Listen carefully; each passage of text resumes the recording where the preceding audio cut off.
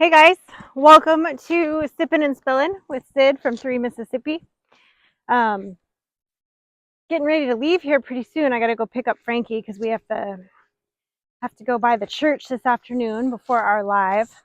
I'm actually walking out here to Beulah's area. I'm gonna see if she comes over. I've been sort of testing her lately to see if, like, when I'm outside, she's been coming over to get some attention. And we gave her space for a few days, and now she's kind of coming to us. So I feel like that's progress. She's way over there though, so she may not come over. We'll see. I'll sit over here for a little bit and see what happens.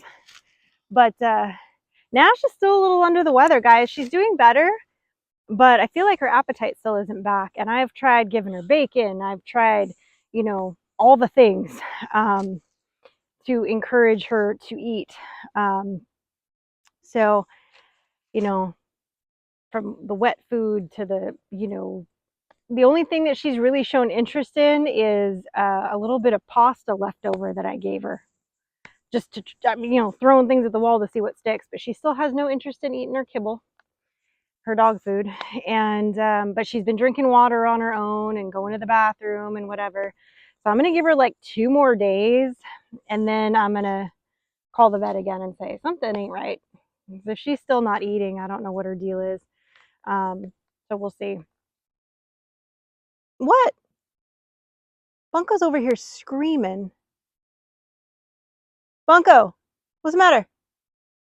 He literally was just standing in the middle of the yard going, meow, meow, and like looking around like, and now he's running over here. What's the matter? Come here. Make sure he's all right. Anyway, he's probably like, I hear you, but I don't see you. That was his like, where are you, meow, kind of. He's so funny. Anyway, but yeah, we've got our live with you guys tonight, and I love having our lives with you. Little sit and chat tonight. Hi, baby boy. And that's always a good time. You guys are always fun to chat with on the lives, and always ask really interesting questions, and always have a good time. So Wednesdays are always a fun day.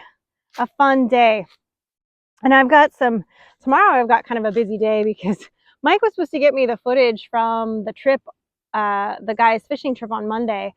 And in true Michael fashion, love you, babe, he's dragged his heels on it a little bit. So here we sit at Wednesday afternoon and I still don't have the footage from him, which means tomorrow I will be under the gun to pump that video out quickly, which I don't like doing, and get a quick turnaround.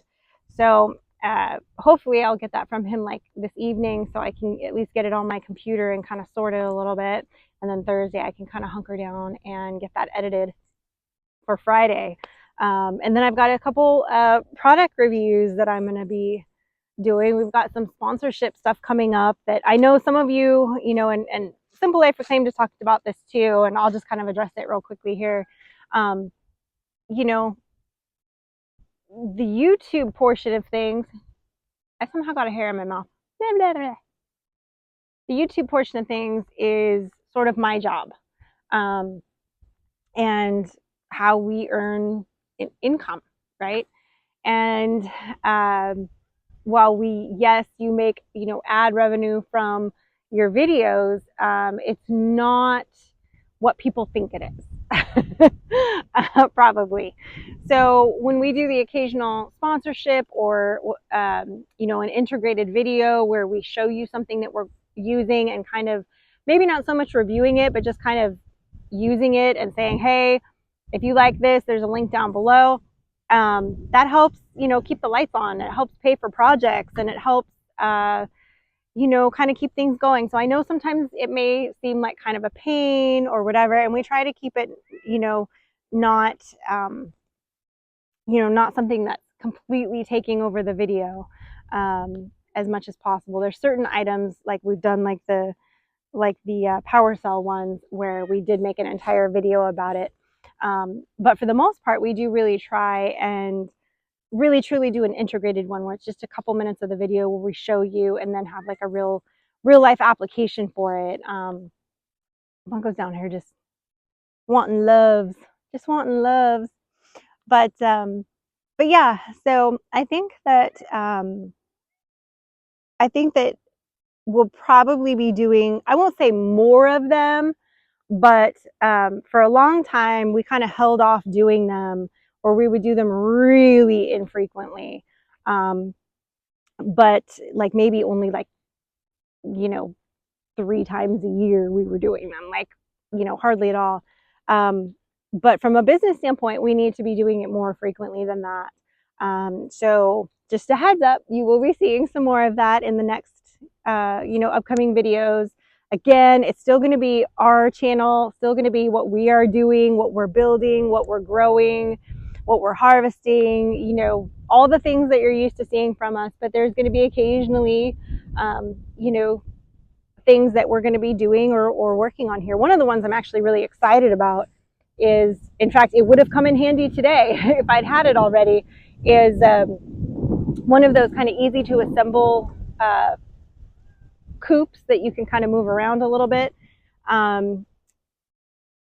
There's always a need for a place to separate an animal when it's sick, or to, you know, maybe put a breeding pair in a separate area or something like that.